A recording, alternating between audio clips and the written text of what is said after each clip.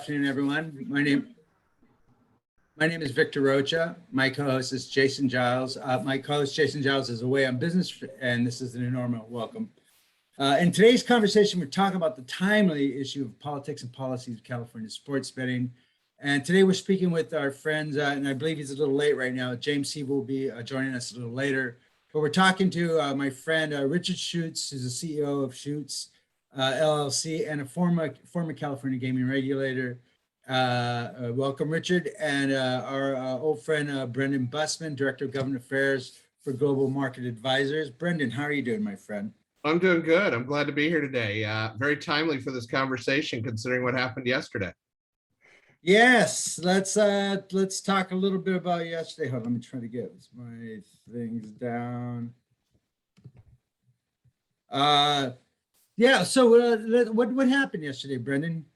Well, we saw our third potential ballot initiative introduced in California. This one obviously led, by the efforts of many of the large sports betting companies under, the homeless and mental health initiative process. This becomes it's called the California Solutions to Homelessness and the Mental Health Support Act. So that is the name. Oh, and it looks like James joined us. Welcome, my friend. How are you? How are you this morning, Victor? We just started. So I just, Brendan announced that there's a new sports initiative that just announced yesterday. So yeah. That's what I spent the afternoon reviewing. So yes. So again, Brendan, it's called the California Solutions to Homelessness and Mental Health Support Act. Yes. And, obviously it takes sports betting into the mobile space, lays out, some of the licensing structure and how this would work with tribes as a part of it. I think Richard can talk more about some of the oversight that I'm sure we're going to get into and how that may work over everything. But it definitely, should it qualify, makes the 22 ballot that much more interesting, considering the one initiative that's already qualified, as well as the other one that was announced probably 2-3 weeks ago that included the card rooms, the teams, and I think the kitchen sink to be able to get a sports betting license along the way that, needless to say, didn't account for anything of how California works today or how it should in the future. Well, there's a lot here. James, you mentioned that you spent the morning reviewing the language. I haven't gotten the language yet. I was supposed to receive it last night. I imagine it'll be in my inbox by the time this is over. But my dear friends over at Gambling Compliance, Vixio Gambling Compliance, sent me their recent article and gave me a really good idea of what's in here. So James, what did you think? Now, also, I believe we are speaking to James Siva, the person, and he's not talking or representing CNIGA or any official way. So this is, am I correct, James? Absolutely. So anyhow, so just want everybody to know this. This is us talking, and this is not an official statement from James Siva, nor am I the chairman of all Native Americans in California, so I don't speak for them either. So this is really just us talking, and I just wanted to get that out of the way, my friend. So yeah, so going through the language and also some of the press releases that accompanied the initiative language, I think the operators are trying to really position this as a complementary bill to the already qualified travel initiative. I think that's a bit of a reach, considering that the tribal initiative intentionally left out online, the mobile aspect left it on the table. I think they're positioning themselves in a powerful position. I think the title that Brendan went through, the solutions to homelessness and mental health, I think that's going to appeal to a lot of people right off the top. They're going to see that first, and they're not even going to realize that this is about sports wagering. This is going to be about online. They're going to be like, oh, this is great. Yeah, we should obviously do everything we can to help with the homeless. You know what, James? Solution. Man? I saw it, and maybe I'm just cynical, but I was like, homelessness? Are you kidding? Yeah. California don't care about homeless. They should have went with free-range chickens. People care about chickens. Go. I don't listen. You go to Venice, nobody cares. You go to Orange County, nobody cares. You go to Santa Cruz, nobody's ever cared. You know what I mean? So homelessness has been a part. It just feels like a very cynical attempt to reach the hearts and minds of even more cynical Californians, you know? So I just don't feel, you know, again, I just hope I'm not being more cynical than I should be. Yeah. Well, and it might be just me that they're pulling on my heart. Well, you know, listen, before this, it was always about education, you know, and I think that doesn't work anymore. You know, if you look at about 2 years ago, they tried to run a bill in Medford, Oregon, and they said, you know, we're going to do this. We're going to do slot machines in Medford. We're going to open up a casino, and all the money is going to go to education. And then the supervisor of Medford of school education goes, listen, leave us out of this, man. You know what I mean? So I think this is another ploy, not a ploy. It's just another strategy. You know what I mean? To win the hearts and minds. But I think the people of California are just, that's why they moved to California. So you don't have to worry about anybody else. That's why we're driving cars. So we don't have to talk to people. Again, I might be a little. And we've talked about this in the past. As the number of initiatives around sports wagering increases, the more confusion it causes for the voter. And when voters are confused, voters tend to vote no. Right. And Richard, that's interesting. What do you think about that angle? Well, I think that's definitely true. Look, I'm not a polling expert by any stretch of the imagination. I do think that if this acquires the appropriate number of signatures, there will be a massive expenditure on advertising to explain different positions. We saw that with Proposition 5A and back in the day, Proposition 1, Proposition 5A, and back in the day, where actually that advertising, and I have a past history of doing an article about it, and I was living in California at the time, was quite racist and demeaning to the tribes. Hopefully we won't revisit that. But what I see this as being is a effort on out-of-state firms to enter into the iGaming space. I had experience with California in that I was on the commission, and I was also the iGaming consultant to the governor's office and also to the Senate GO committee. But I also had a tenure in Las Vegas, and one of those was overseeing the Stardust book, which at that time was the biggest book in Las Vegas. And the booking business is an extraordinarily difficult business, you know. And all of this energy and all of this activity isn't going so that they can acquire the right to book sports bets in the state of California. What this is an effort on these firms, I believe, to enter into the iGaming space. And so that's what we need to see this is a stepping stone into that. So, you know, they're going to spend potentially huge amounts of money to get there. I would suggest they should be careful in underestimating the tribes. I think in the two propositions that I was speaking for that allowed for the casino gambling to the tribes won by 64.5% in one election and 68%. I was just fascinated by the quality of the marketing effort and the ability of the tribes to communicate. But this will be fascinating to watch. You know, I mean, and these guys want iGaming. Richard, quite frankly, I don't think they care about the tribes. Yeah, well, any more than they care about the homeless or the mental health. One notes that Nevada has homeless population, and these firms, many of them are Nevada located. And if they're so good at solving homeless, why haven't they done it in their home state? You know, in the same, even we were mentioning before the call that the state of Nevada was taking people out of mental health institutions and putting them on a bus to send them to California. So that's also a problem that exists. But to suggest that this is a deep concern of these firms to solve the mental health and homeless problem in California, I think is naive, clearly. I think what this is about is to get iGaming, because California is the fifth largest country as measured by gross domestic product in the world. We have a gross domestic product in California that exceeds that of both India and the United Kingdom. You know, this is a huge state. There's over 40 million people. If this could go iGaming, it would be quite huge. You know, and these guys aren't having this fight over the control of sports betting. You know, it's just too tough a business.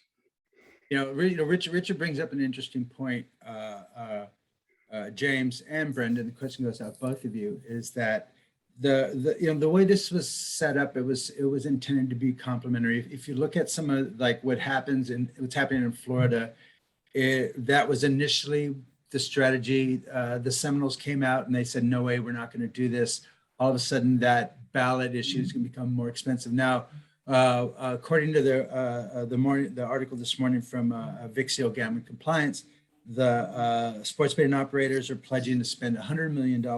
And by the way, some of the operators here we're talking about, DraftKings, talking about BetMGM, FanDuel, Penn National Gaming, Barstool, WinBet, Bally's, and Jay-Z-backed Fanatics Betting and Gaming, which is a brand new a company formed around Fanatics Sports Branding. I believe it's a clothing wear company, which is now getting into sports betting next.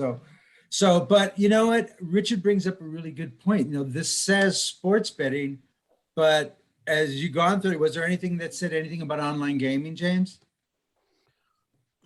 No, it specifically speaks to sports wagering, but to Richard's point, I do believe that this is just their kind of entry point because that's what they want. They want iGaming in California. They want online slots. They want online blackjack. They want all of those games. And so I think for them, they're seeing this as like, oh, we're partnering with the tribes. Only the tribes will be able to offer online. See how good a partner we can be. But then you spoke about Florida and how quickly that relationship turned around with the Seminoles. So we've seen that they can appear to be tribal friendly at the start, but that's not always how it turns out. So I think everybody needs to be really careful at looking at this because I think this will appeal to certain tribes in the state. I think they'll look at this and they'll think that they can make this work for them. But I think so you know what I mean. You can't talk about California and not talk about the iPoker wars. How long ago was that, Richard? Are we talking 10 years ago? All I remember is that, you know, and you know what, for those of you who know what I'm talking about, all I have to use the phrase, the train is leaving the station. And there's a certain amount of you out there who know exactly what I mean. We sat in this room for different rooms for many years, and people are going, trains leaving the station, got to get on iPoker. And then Poker Stars came into California and tried to drive a wedge. But it isn't just Poker Stars. It was the tribes ended up falling on opposite sides, and it became mired in a stasis. Nothing moved. Then Poker Stars blew up. And nothing happened except we all learned a lesson, you know, and there was a very important lesson in here that, you know, without the tribes in agreement, and it was mentioned earlier, without the tribes in agreement, then you will revert back to the status quo. And if it goes back to the status quo, the tribes win. So I think this was created, and Brendan, they still have 30 days to amend this. And I think part of the strategy was put it out there, see how the tribes react to it. You know, it hasn't been a hostile reaction, Brendan, wouldn't you say? You know, I think yet to be seen. Obviously, we're basically 24 hours into this, for all intents and purposes. So, you know, there is that ability to do that. You know, my question is twofold. One, can you get a majority of the tribes to buy into this, to say, hey, we're okay with this? You know, you look back at what's qualified already on the ballot. And clearly the message out of the gate was, hey, it's got to be land-based. It's got to be through tribes, with the exception of the additional tracks that are in there. But that was the strategy. And this was always the step two. We're fast forwarding to step two. You know, is there a negotiation that can happen? I think there could be, but it's just a matter of 30 days is not a lot of time to do that, to get that done and get everybody on the same page. And as you so eloquently talked about before this, we all know the battles from before. And from the last 10 years, and I'll wager all the online money that was supposed to come from the last 10 years. And I know who I would put it on if there was actual money there. Yeah, well, you know what, there is a lot here to unpack. And again, you know, I think we've all seen this play out before. This was the move we were expecting. Now, you know, one of the big issues that's different here is that the tribes had an initiative that had qualified for the ballot already. You know what I mean? So I think, you know, if you look at where the big push for sports betting in Florida, Arizona, and Michigan, it's been played completely different in California. And I think a reason for that is that there have been discussions going forward during the pandemic. People expected this to happen. The tribes in California had the foresight to get in front of these things, and this is what makes them players. Everyone is playing catch up to the tribes already. So the California tribes are in the catbird seat right now. They said so. You know, if you still look at, none of these are California-based companies. They're all outsiders. So they're all going to come in. They're using California. But, you know, if you might be able to get some tribes, you know, so I don't think anybody wants a big showdown. You know, right now they're saying they're going to invest $100 million. $100 million is nothing in California. You know what I mean? We spent $100 million before noon on coffee. You know what I mean? So, but some of this is that there's $100 million fee in order to use the brands for online sports wagering. There's $20 million threshold for over the first 5 subsequent years of operations. Operators would be subject to an effective tax of 10% of adjusted revenue after certain deductions. So there's a lot here. There's the money's going in. There's a lot coming in, but I can't walk past the issue of iGaming. You know, now speaking of 30 days, now what if they, you know, the tribes, what changes, the tribes have exclusivity for class 3 gaming, and class 3 gaming would be online slots. Richard, how would that be? That would be online slots. It would be all forms of online gaming, right? Right. Look, I'm not sure exactly what that question was, Victor, but you know, before the tribes could offer online gambling, there's going to have to be a change to the Constitution. Right. And that, you know, that gets a bit more complicated. You know, again, I'm not exactly sure what point you were trying to make, or I just didn't understand. Well, my point, Richard, is that like you said, you know, it really is about iGaming, poker. You know, like I've been saying, you know, it was never about fantasy sports. It was about sports betting, and it isn't about sports betting. It's about online gaming. Yeah, no, I think this is clearly about iGaming. I mean, I tried to make that point clear earlier. It's funny how they approach this, is that, you know, people don't understand California very much, and there's just a lot of 90-day wonders that come banging into the state and making, and I was in the middle of the iPoker debate because I was, as I mentioned, I was the consultant to the governor's office, I was a commissioner, and I was also the consultant to the GO committee for the Senate, and I was the only person that knew anything about gambling in the state. I mean, it wasn't that I was brilliant and had all these positions. It was a case of, in the land of the blind, the one-eyed man is king, you know, and that was me. I mean, I was Richard from California, and that was a big deal then. Now I'm just Richard.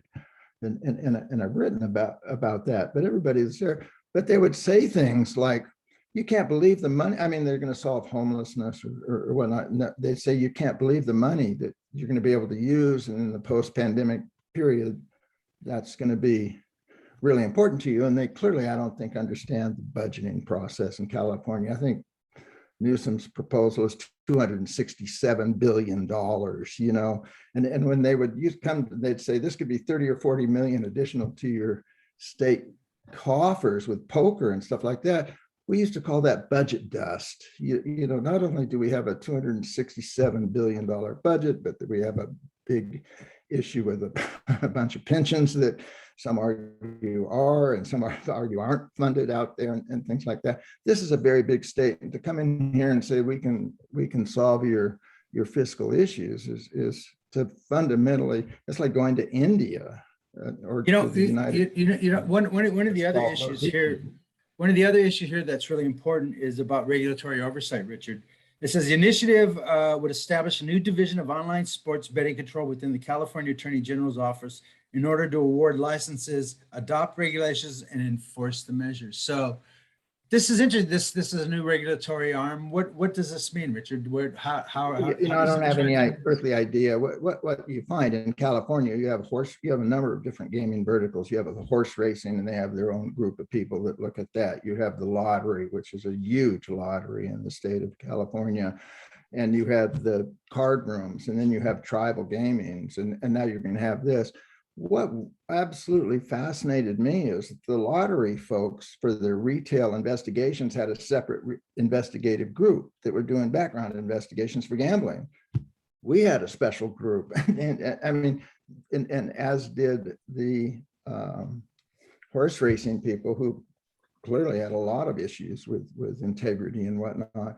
And the whole point that it was the most inefficient fiscal system is to take all these investigative functions and spread them out all over a bunch of different specialized offices. It's just nonsensical, and it just defines what a bureaucracy is. For them to suggest we need to make that bureaucracy even more compounded is crazy. Now, I understand when I read the tribal amendment, they're annoyed at the regulators, and the tribes should be annoyed at the regulators, because you can go back to 2007 and what Bob Lytle did as an official of the state was redefined how the games were to be counted in the card rooms. And if I were a tribal member, I would not trust from that fact how the state has regulated things. I just wouldn't. I think there's been some great things since Bob Lytle was thrown out of the industry, and the people associated with him managed to either leave or resign and whatnot. And I feel that you have a bunch of qualified people that don't understand anything about gambling, basically, involved in the regulatory efforts now. But I don't know what their plan for regulating is. It looks like they're going to make a more cumbersome bureaucracy, which is foolish. But it is kind of funny, James, that having a bunch of sports betting companies want the state of California to start a new regulatory oversight and stuff like that too. What's your take on this, my friend? Yeah, I agree with Richard. I think adding another level of bureaucracy and the regulation of a new form of gaming in California is just going to make things more complicated. I mean, we've already seen the different regulatory bodies in California essentially fail to do their job on a variety of different levels. So adding another entity, they don't really have any model to look to for an efficient way to regulate a form of gaming. I mean, of course, tribes are the exception, because tribal gaming is the most highly regulated industry in all of gaming, if not all under industries. We're regulated on multiple different levels of the local level with our own gaming commissions, the state level, the federal level. We are incredibly highly regulated. And but we've seen with the card clubs, money laundering issues, failure to comply with the penal code on the types of games they're offering, and yet there's no kind of regulatory oversight. There's no call for an overhaul of the system to maintain the fairness of the games, or also just improve the overall commercial gaming industry in California. So I'm concerned about another body coming in and trying to learn how they're going to regulate. And like Richard mentioned, there could be people on this board who have no idea what sports wagering is or what gaming is. They're just California doesn't have a good track record, you know what I mean? And Absolutely. they just don't have a good track record when it comes to oversight, especially. And the irony of all this was when 3 weeks ago, Brendan, when they announced the poker clubs, the card clubs were going to have their own initiative. On that very same day, there was an announcement that they're going to permanently close the card club down in San Diego for FinCEN violations, which was on the very same day. You know what I mean? And you can't make that kind of stuff up, So we're dealing the oversight thing is really interesting, but are there other examples in the United States, Brendan, where the tribes have oversight of sports betting? I think we're just starting to get to that point on the tribal side of the regulatory side and the oversight, because you've had a few states jump in. You look at Washington that, is going through a very thoughtful process with the state gaming commission there and working with the tribes to figure out what that is. You look at Michigan, where they fell under the entity so that they could do sports betting statewide, and the tribes and commercial entities came together. You look at the disaster that's in Arizona right now, of how that's being set up between the teams and the tribes. And while I think that people continue to say down there, in some cases, this has been a transparent process, you've got tribes that have been left out in the cold, and including one that was supposedly issued a license and then wasn't. To my colleague's point on this, that I think has been so eloquently said, is you need to have people regulating this that understand this. And I go back to, and I won't mention what jurisdiction this was out on the East Coast, but I remember they approved the regs, and then one of the board members that's overseeing this said, now do we know who's actually maybe going to apply for a license? And I'm like, you just saw all these public comments come from all these companies, and you're asking who may apply for a license? I mean, that to me is just like, why are you in your chair? What are you doing? And that's why adding another layer just doesn't add. I mean, it adds to the process, but it adds to the process in the wrong way. Well, you know what's been interesting to me has been the reception. It didn't land with the loud thud. I think there are, as opposed to Florida, where the tribes came out the very same day and said, this thing is, we will oppose this. These are outsider companies. We just voted. They're trying to undermine what we just did. So they're making a sound argument. Here in California, they've seemed to approach it a little differently. You know what I mean? They seem to be more amenable. They seem to understand that the tribes in California are entrenched. I think there was a great expression yesterday. I think Chris Krafcheck or someone like that said that they're well entrenched and well financed and ready to fight. So I don't think anybody really wants to go into this as a fight. One of the interesting things, and you mentioned Washington, is the fact that this was also going to be initiative number 3, but the card clubs were not included in this one too. And I think that was the sports betting companies saying that we heard the tribes, we heard what you guys had to say, and we are listening. And so that was a really big deal too. So that makes the landscape differently. And so we have one initiative, and now it just takes money. You know what I mean? They have until June 2022 to turn in the signatures. I think it changes the politics and the dynamics in California. I think that would change. Yesterday or the day before, we had just the tribes and the card clubs. Now we have the tribes, the card clubs, and the sports betting companies.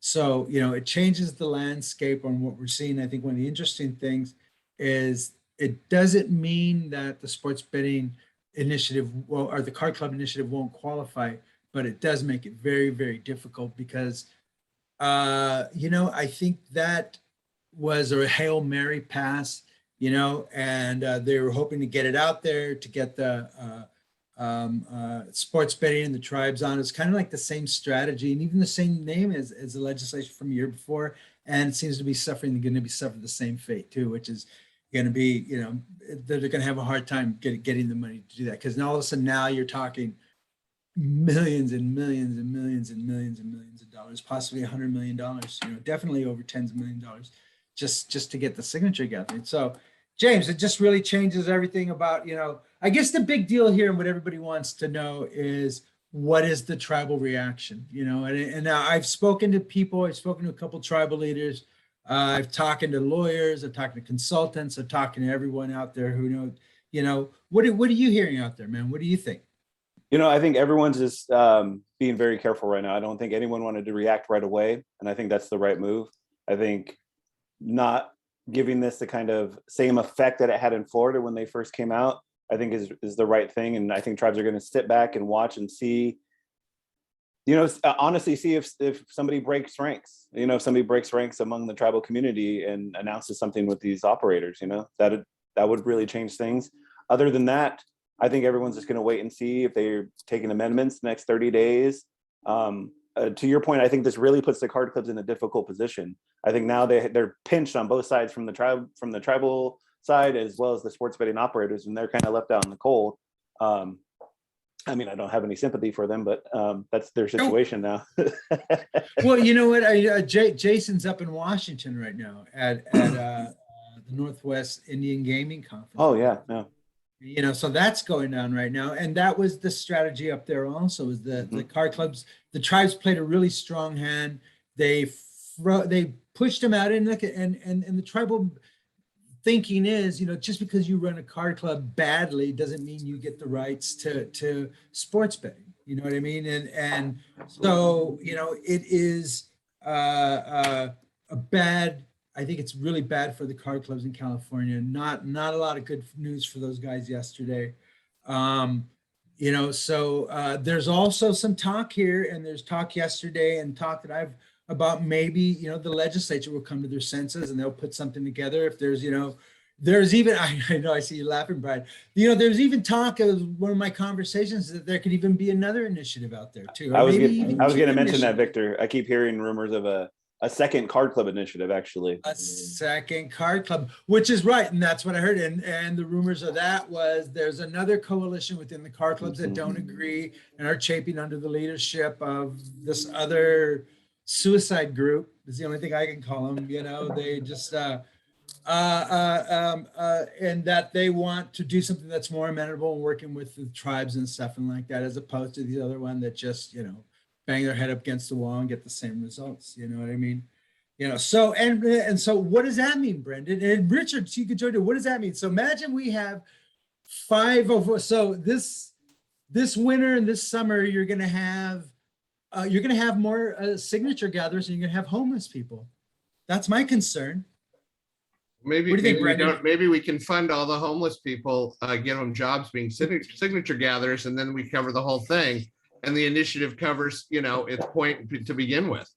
We promised we wouldn't be that cynical. Remember, we wouldn't be. Well, that cynical. I know, but to that point, I mean, as someone that's run ballot initiatives before, I know how much you sometimes have to pay for signatures, and this is not a cheap process to be able to gather that. So, to your point, a couple things. One, the legislature's more than had its opportunity to address this. The circus that got played out a year and a half ago when they last went to this, under the disguise of, well, maybe we can do this without an initiative, sending it to the voters. Maybe we can't. I mean, that argument's completely out the window at this point. But that great mental mind of Daniel Wallach said that you don't need a constitutional amendment to have sports betting. You know what I mean? I know that he graduated from Bishop Sycamore.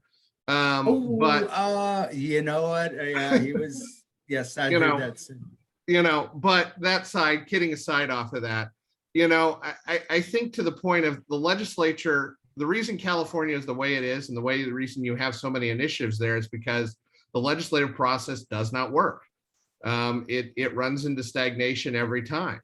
To the point of having 3, 4, 5 ballot measures on this, it only is going to confuse the voters. As we've said before, when voters are confused, they vote no. And then this means we're at 2025, 2026 before we get anything going.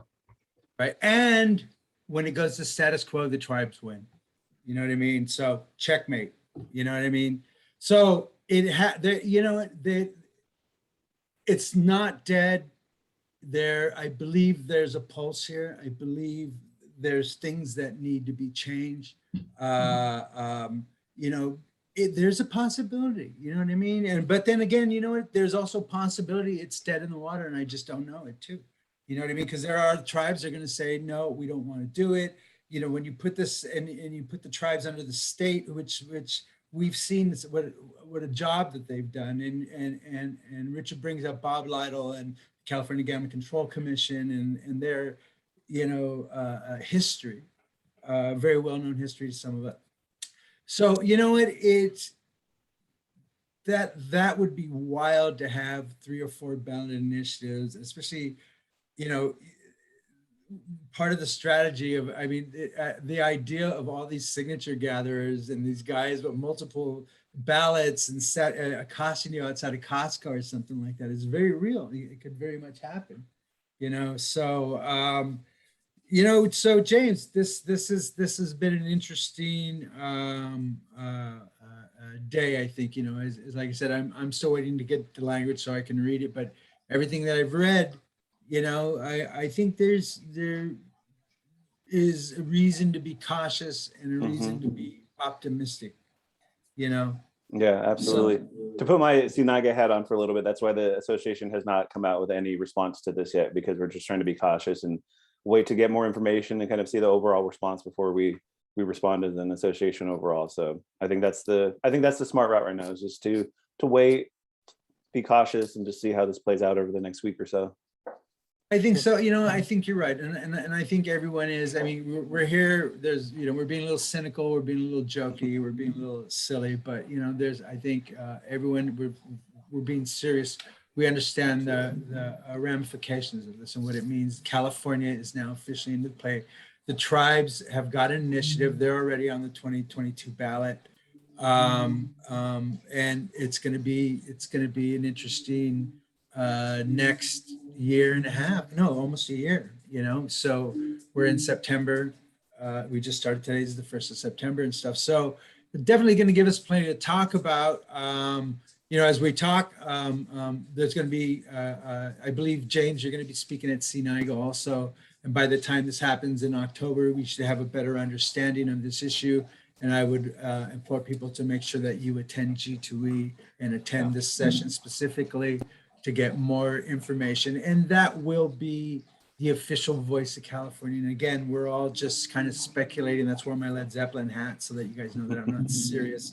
Nobody could ever take anybody serious with a hat for wearing Led Zeppelin and stuff. So go ahead, Richard. Yes. Yeah.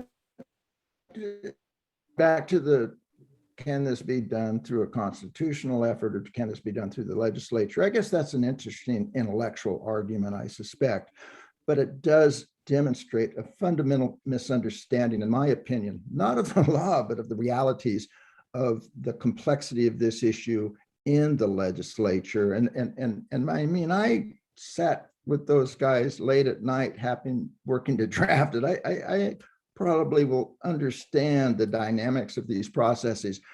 Nothing's going to happen in the legislature with this. It's just not. I mean, it may be absolutely fine legally and all that, but it's not going to happen. And to suggest that Bill Dodd's going to be able to pull this off is just naive. And you clearly have not spent the hours and hours and hours within the building. You know, I think that's important to understand.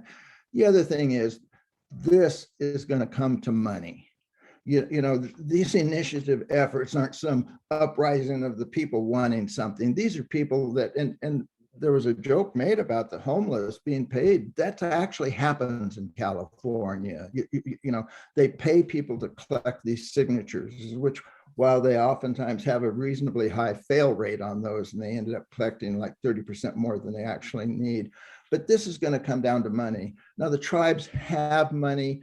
They have a proven track record of interacting with the population of the state of California, as I mentioned in the two propositions in 1998 and 2000. They kicked ass, you know, 64% and 68%. They have done a very good job against a well-funded opposition, whether it was Nevada, Steve Bland and Circus and those guys. But the entities, the gaming firms, the DraftKings and all those guys have shown a willingness to burn money that just stifles the imagination. So they're going to come in here burning money like crazy. They're going to throw it everywhere. This is going to be a feeding frenzy, if you know anything about the dynamics of Sacramento. I mean, you're going to have everybody. It just, you know, most of the stuff that happens in the GO committees had to do with the three L's, the legislature and the lawyers and the lobbyists. And then they were all making money, even if they knew the bill was going nowhere. You know, and I sat through those things endlessly. So there's going to be some money thrown at this. The card rooms are going to be a harder argument to convince that they are a good investment. Number one, I think they've been more affected by the pandemic with respect to their financials than have the tribes and have the DraftKings, you know, as demonstrated as many of these have. We're willing to spend whatever it takes to do anything. And someday in the future, maybe we'll make some money. You know, we're going to conquer the world first. So I think this is two players. I think the card rooms are really going to struggle to get the money together because I think they're a dog. You know. Yeah, my three-horse race. My sense. Go ahead, Richard. Go ahead. Use your own money. You know, I'm not going to do that. You know, I'm just not. Yeah, I agree. I think card clubs have it really tough now. You know, one of the things, though, Richard, there is an example. You know, and I've been around a long time now. But I remember in Prop 5, when the tribes won Prop 5 and they had 63% of the vote, the lawsuit went against the tribes that said that it's a violation of the state constitution. The judge found it, so the tribes go, listen, we'll just change the state constitution. So actually Agua Caliente, I remember they put the money up to get the votes, and they were getting ready to run another initiative. And the legislature said, you know what, why don't we come to the table, we'll negotiate the deal, and you don't have to go to the ballot.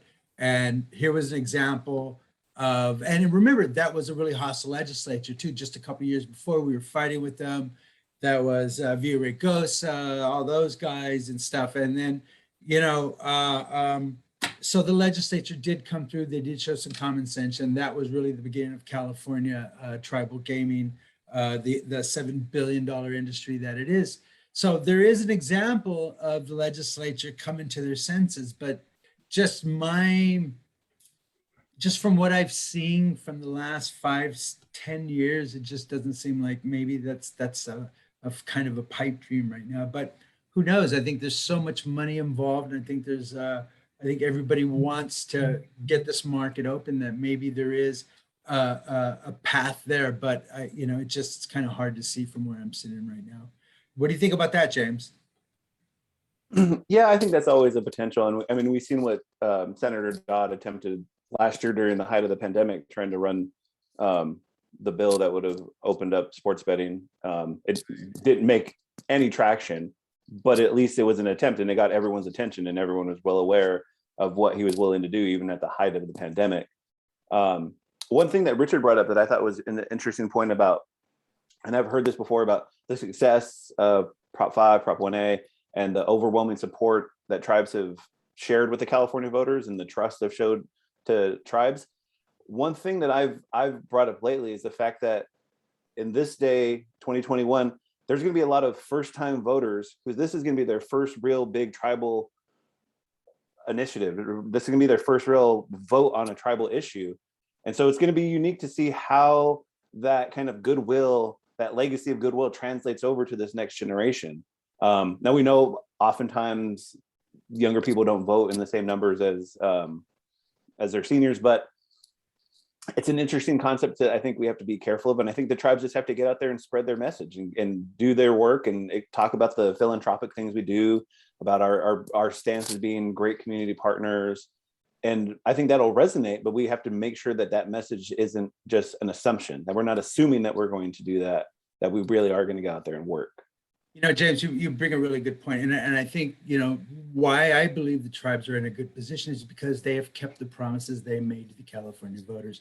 They can show again and again a long list of everywhere they have kept their promise, even from my tribe, for the tens of millions of dollars through tribal gaming revenue to pay for Puesca Mountain, to save it from a mine for a community. And those stories again and again and again of saving the communities and stuff like that. So the tribes have before that, then it was like, trust us, and just give us a chance to pull ourselves up by our own bootstraps, and we'll prove to you that we can do it. Now we have over 20 years of keeping those promises. So I feel the narrative is even stronger now than it was 20 years ago, because 20 years ago, brother, we had our back against the wall, man. You know what I mean? And so we're in a much better position now than we were 20 years ago, politically, economically, and strategically. This is, we run the game. We understand how California goes. I think that initiative that Dodd and those guys ran a year and a half ago just shows the example of just how ridiculous it is to try to do an end run around the tribes in California.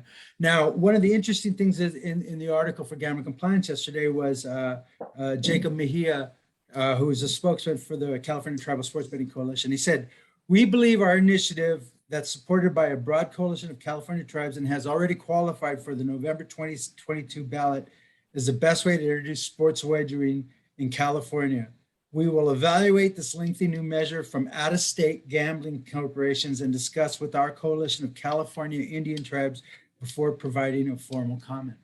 So Jacob right there also, there's a lot in that, which is like, we're going to take our time, but the language is they're out of state. They're, you know what I mean? So it lays the groundwork. We see how the strategy is going to come.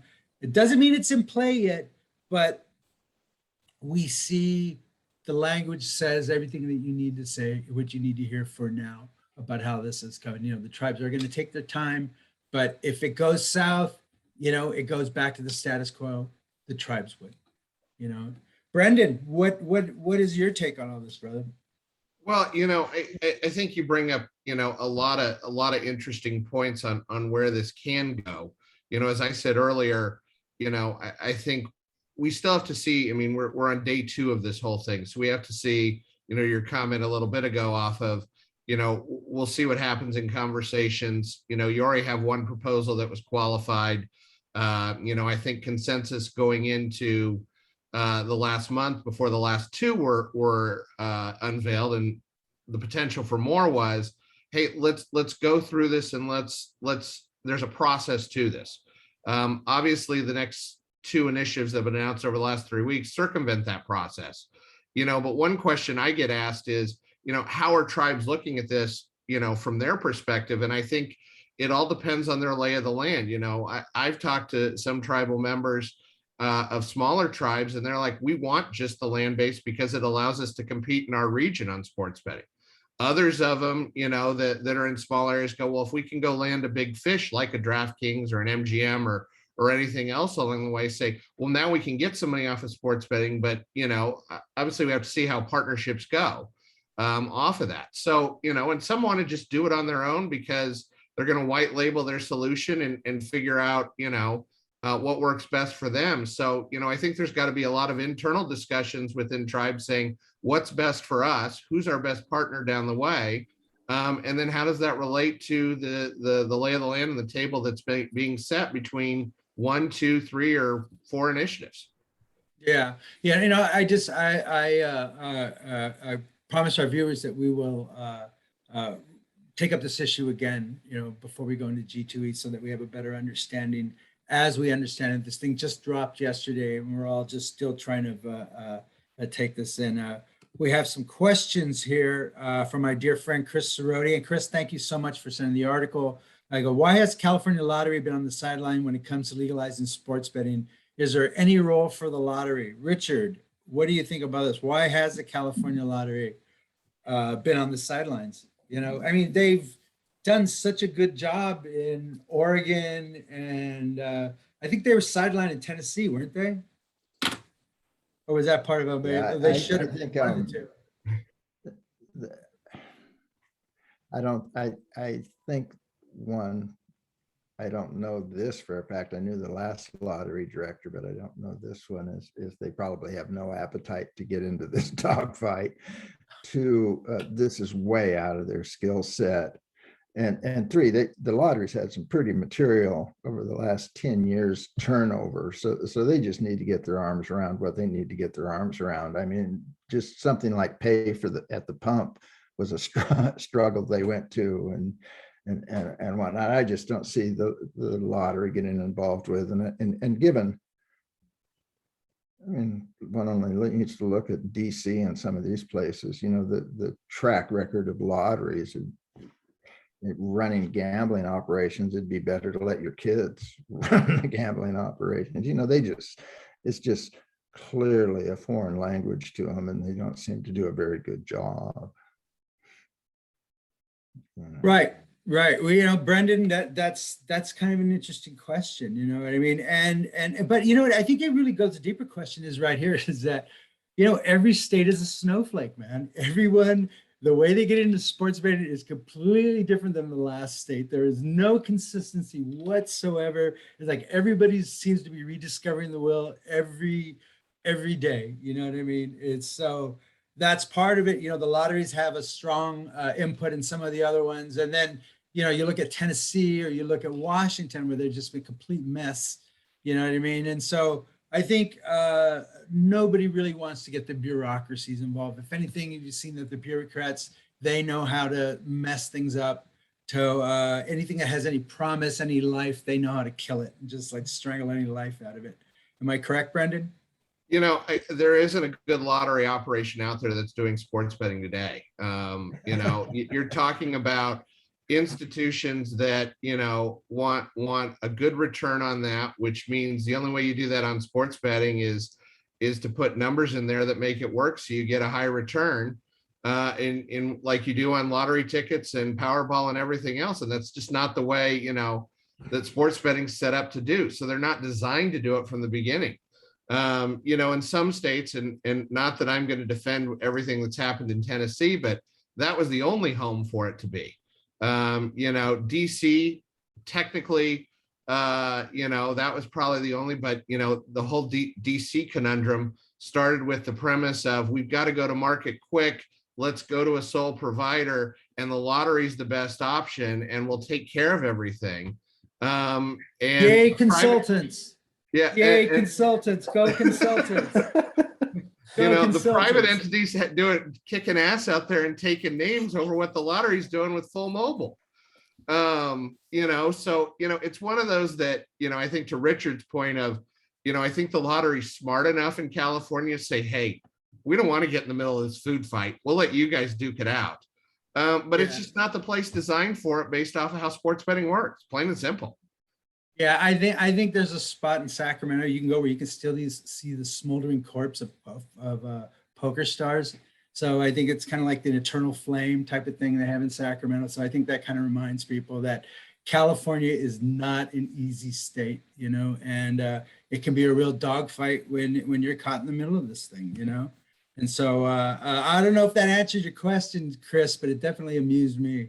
So and so then Scott Sirois, pardon if I butcher your name, Scott, says, how can remote tribes say no to an opportunity to participate in urban markets via iGaming? Because we're not all the same thing, and we're not this autonomous being. Every tribe has their own attempt, you know, has their own mindset. And, you know, if tribal leaders, I'm sorry, those kind of questions kind of just get under my skin when people say, you know, how can you miss this golden opportunity to be, you know, involved in iGaming and stuff like that? It's always a lot more layers and a little more difficult question, and not as easy just to say because they don't want. It's a multi-layered answer, well, James.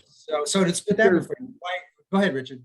Well, going back to the poker era, is one of the concerns was some small, and well, I'll call it a fish camp tribe, some tribal operation that is in the middle of nowhere that has an 18-car parking lot may engage in a deal. This was a concern, and it was talked about, may engage with a deal, and they were using the name Google. You know, people were saying Yahoo or Google may get involved in the poker world. You know, why not? They're a technology company, and they'd probably be pretty good at it, and they clearly had the financing, and they'll just own the world in poker. You know, and that's part of it. The answer to Scott's question is some of the rural tribes would love iGaming potentially to be there, and this is one of the problems that you get into, and I've been involved in the tribal markets of Louisiana and Minnesota and California, is to think that there's this homogeneous mindset to how the tribes want to handle things is an absolute myth. You know, I mean, sometimes these guys are on absolutely polar extremes of things of this sort, and so those questions are kind of legitimate. You know, you do get divisions. I remember pitching I mean, some tribes didn't even like members of another tribe to be on their reservation. You know, which was a problem for us sometimes, because we had a lot of Ojibwe people working for us, and the Sioux weren't too thrilled about that sometimes. You know, but you know, doing business in the tribal world, and I mean, it's complicated, and Victor, you know, tribal politics can be a full contact sport, and the last thing you want to do is get in the middle of that, you know, and you know, in a business sense. I gave a lecture up at Bill Eatington's session one time that was called "Stupid Educated White People," and it was the mistakes we made in the tribal world, assuming that we understood what that was about, you know, and we were a multi-million-dollar company, but doing business in the tribal world is a complicated thing. And if you can't attribute a tribal mindset to anything, because in some instances they're at each other's throats, you know, and it's rural. You know, Richard, I think one of the important things that people need to understand about California is the tribes have exclusivity for Class 3 gaming, and they're not going to give up their exclusivity for Class 3 gaming for in the future and as it moves to online gaming. It's not going to happen. And I believe that's where the red line is, is that when that, and that hasn't been discussed yet. I think we're one of the, I'm sure this is happening behind closed doors, but I feel, the exclusivity that the tribes have, and that's what has given the tribes and allowed them to prosper and send their kids to college. And I get all that. I mean, you have an $8 billion industry there, but I mean, and my issue is this whole thing has to do with offering iGaming. Right. That's I agree. the long run vision here. And if you think anybody cares about the tribes, you're out of my mind. This is business. Right. So what about the homeless people? What about, 40 million people in this state?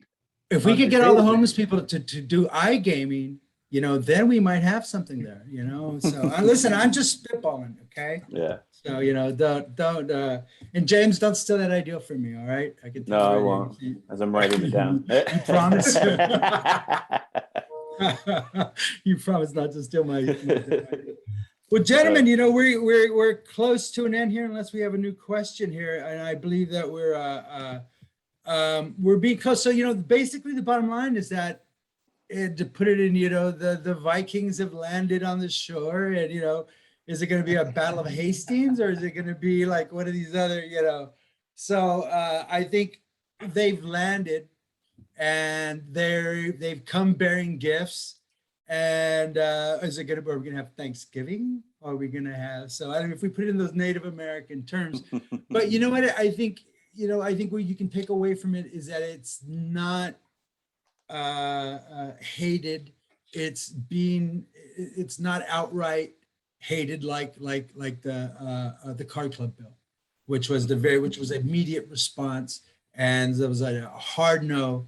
And this one is, we'll think about it. We'll see. You know what I mean? But I think Richard brings a very, very, very, very important point, which is really about iGaming and Class 3 gaming. If it's about sports betting, and that's one thing. If it's about sports betting to get to iGaming, that's a whole other deal. And I think that's where going to be the red line for the tribes in California. And I think that's where you're going to have a hard time getting them past that one if they can't, if the tribes don't have that in the future, because everything they had now has become because of the success of Class 3 gaming and the exclusivity that they have. So, Brendan, would you like to say anything as we wrap up, my friend?